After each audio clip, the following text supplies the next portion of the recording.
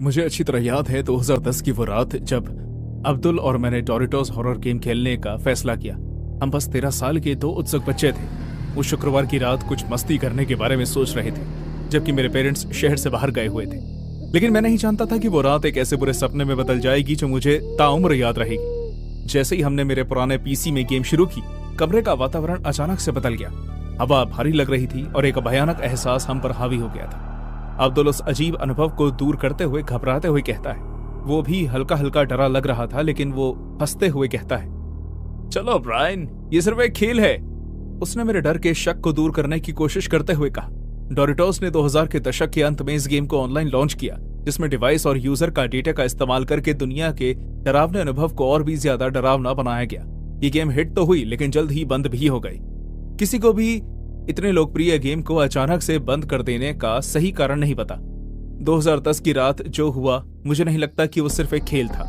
हम हाल ही में इस नए घर में शिफ्ट हुए थे, क्योंकि मेरे डैड को उनके बिजनेस में लॉस हुआ था और मेरे डैड ने अपने घर को बेचने और कुछ वक्त के लिए किराए के घर पर रहने का फैसला किया था। ये काफी बड़ा था, लेकिन साथ ही साथ काफी सस्ता भी, और उसका कारण ये था कि वो घर कब्रिस्तान के बगल में था और हमारा घर ज्यादा धार्मिक नहीं था। और क्योंकि मेरे पेरेंट्स डच से थे, तो हमें अपने घर की खिड़की से भयानक सीनरी देखने में कोई परेशानी नहीं थी।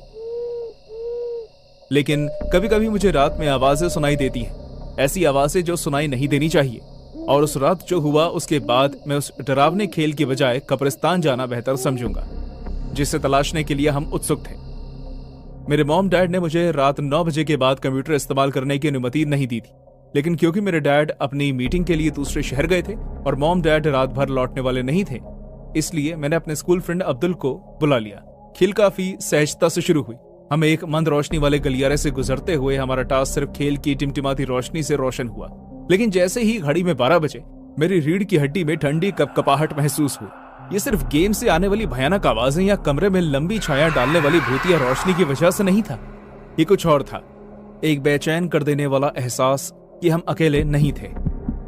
खिड़की पर अचानक हुई तेज दस्तक ने हमारा ध्यान भटका दिया। हमने खेल रोक दिया और एक दूसरे को देखा। दिल तेजी से धड़कने लगा। शायद किसी टहनी की वजह से हुआ होगा, मैंने धीमी आवाज में कहा। हालांकि पास वाले पेड़ खिड़की के कांच से काफी दूर। सावधानी से हमने बाहर झांका, लेकिन जिस भी चीज की वजह से शोर हुआ, अंधेरे ने उसे छुपा दिया। इतनी दूर से हम सिर्फ धुंध भरा कब्रिस्तान देख पाए। हम डर तो गए, लेकिन इस बात को हंसी में टालते हुए वापस अपनी गेम की तरफ आ गए। कुछ ही देर के बाद खेल ने भयानक मोड़ ले लिया। स्क्रीन तेजी से खराब होने लगी और एक सेकंड के लिए वो मेरे घर के बगल में बने कब्रिस्तान की एंट्री की तरह दिखने लगी, न कि होटल की उस लॉबी की तरह जिसे हम काफी देर से देख रहे थे। हम हैरान परेशान होकर स्क्रीन की तरफ देखते रहे और फिर अचानक स्क्रीन नॉर्मल सी हो गई।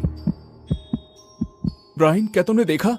अब्दुल ने डरते हुए कहा। वो अपनी आवाज में डर को छुपा नहीं पाया।